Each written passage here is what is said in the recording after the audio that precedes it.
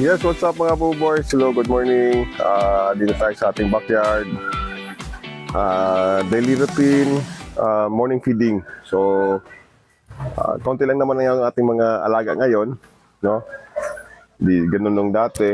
So, since breeding season, so meron lang tayong iilan-ilan na na ipalabas ngayon. Yan yung ating isang budgat, oh. Yan, bone crusher daw yan. Kompleto yan, may ligban. Galing sa Bicol breeder lang. Galing sa Bicol breeder. Ito yung ating imported na nakuha. Kate Cargel. So, puti. Itong puti natin mga boys, nung last season natin na breeding, talagang mostly lalaki. Ano? Mga lalaki yung kanyang mga anak. Tapos yun nga, yung breeding natin ngayon, na galing din sa puti. Karamihan din na lalaki, no, yung mga anak niya. So magandang gamiting materyales siya. Dalawa sana ito, kaya lang yung isa, nakuha natin kasi medyo matanda na, kaya hindi na masyado productive. Binigyan na natin sa ating kaibigan. So binalik lang natin sa kanyang anak. Ito yung na-accord natin from Cebu na pumpkin hatch. Yan. So, yan.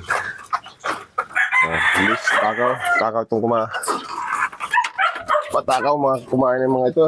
So, yan yung ating sabi kong kakunti na mga palabas ngayon. As you can see, mostly na naman puti. Yan, puti na naman yan. Okay, yan. And may isang kanawayon dun sa isa natin. Itong pinakaunang itlog na nakuha natin, so January born sila. So as you can see, lalaki, marami. No? Although kakaunti, pero majority pa din lalaki. Okay? Tapos ito yung ating breeding pen. Number 1, no? Yan yung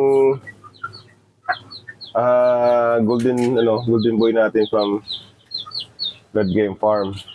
So, pair natin ng mga McLean hatch. Actually, 4 sana ito. Kaya lang, nag-graduate na yung isa. No? Nag-graduate na. Tumapos na. So, bigyan muna natin ng pakain. Yun.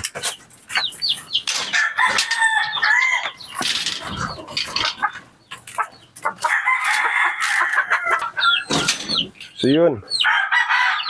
So, tapos natin bigyan ng pagkain. Patubig naman. Okay. Yan, nakakatuwa pag may mga sisiw tayo. Kaya lang, yun nga, yung sinasabi ko kanina, mayroon ako ditong 24 sanang heads na sisiw. Dito pakita ko, no? Although hindi ko din ito na iayos muna bago nalagyan ng sisiw. Ito kasi yung sisiw natin, nung isang gabi, hindi natin nag-brown out, hindi natin napailawan. So, although palibot naman siya ng screen, kasi nga ina-anticipate natin na yung mga predator natin ditong bait. Yan. Bali sinira niya yung screen. Gabi, walang ang ilaw. Yung 24 heads natin, ay talaga namang naubos, no? Talagang nabiktima ng ating bait. So, yun, lesson na naman sa akin kasi itong ginagamit ko is nito, yung scratch box natin, metal, gawa sa metal at mga steel matting. Malalaki kasi yung yung butas niya. So, ang nangyayari, kayang pasukin ng daga. Kasi hindi siya talaga designed for brooder. So, kinonvert ko lang. Yun nga, 2 days pa lang, kasi I was planning na ayusin, ay hindi na inabot dun sa time na kailangan may aayos ko pa. Kasi wala na nauna na tayo ng atake. So, 2 days nang nailipat natin dito sa ating temporary breeder, saka naman na atake ng mga mababait. Well, sayang. Sayang kasi alam mo naman yung breeding talaga is really time bound, no? Limited lang yung ating oras para sa ating breeding na maihabol doon sa season.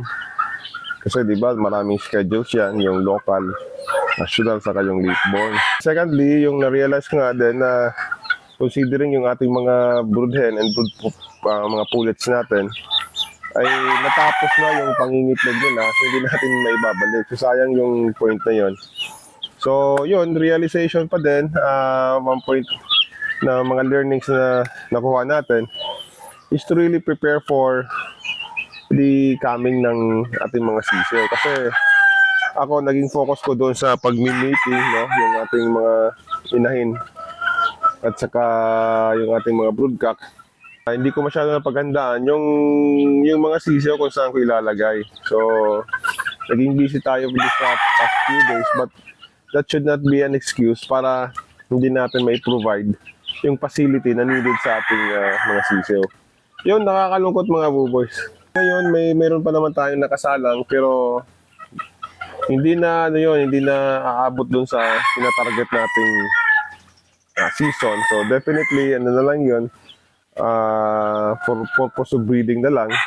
Hindi na siya kasi ano na ngayon, March na ngayon, last week. So April, hindi ko alam kung aabot pa siya sa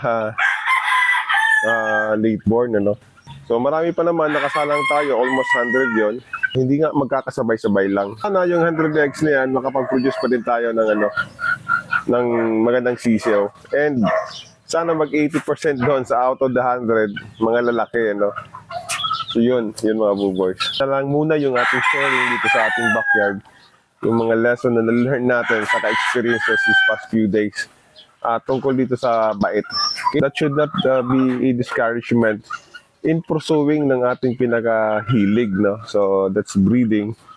So paghanda na lang natin yung mga susunod na paraan para at least ma-secure natin yung ating mga sisios. Okay? Thank you once again mga buboys, and we will see you again in our next video. If you're not yet subscribed, kindly just please subscribe now to our munting channel. We'll look forward for more of your comments, sharing tayo dito lang sa Austin's World. Keep safe!